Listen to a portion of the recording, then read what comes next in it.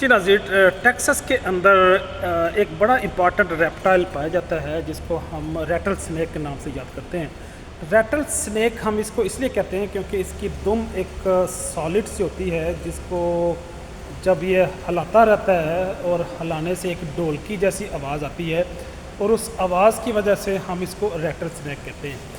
और मैं क्योंकि साइंटिस्ट हूँ और मेरी फील्ड भी मेडिसिन की है, मेडिसिन में हम वेनम एंटी वेनम को भी स्टडी करते हैं, तो इसलिए वेनम है जो इंसानी बॉडी को हर्ट करते हैं वो किस मैकेनिज़्म से हमारी फिजियोलॉजी को हर्ट करते हैं या पेशेंट को हर्ट करते हैं वो भी हम स्टडी करते हैं।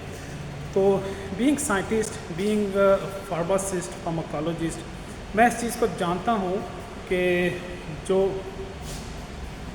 वेनम है, जो सांप है, वो जब किसी को डसता है तो डसने के बाद उसका हमारी बॉडी के जो स्मूथ मसल्स हैं उसको ये अटैक करता है। स्मूथ मसल्स को अगर इसने जैम कर दिया, अगर उसने पैरालाइज कर दिया तो इसका मतलब है हमारा हार्ट, हमारा लंग्स ये भी जैम हो जाएंगे और ये वर्क नहीं करेंगे। तो ये क्योंकि वाइटल आर्गन है, तो वाइटल आर्गन अगर अपना काम छोड़ दें तो फिर किसी भी पेशेंट को रिकवर करना मुश्किल हो जाता है।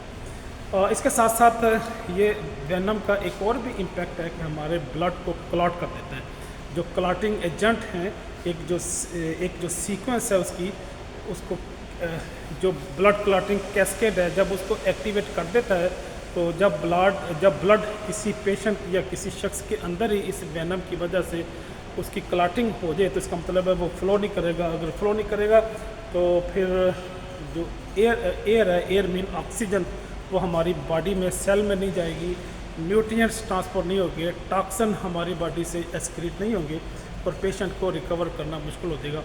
तो गोया इस ना सिर्फ रैटल स्नेक बल्कि और भी कई सारे जो वेनम्स हैं, वो चाहे किसी शहद की मक्खी का हो या और भी किसी इंसेक्ट का हो, उनकी जो मेन मैकेनिज़्म ऑफ एक्शन ऐसा ही है कि हमारे वाइटल आर्गन पे अटैक करके उनको पैरालाइज या डिसफंक्शनल कर देते हैं।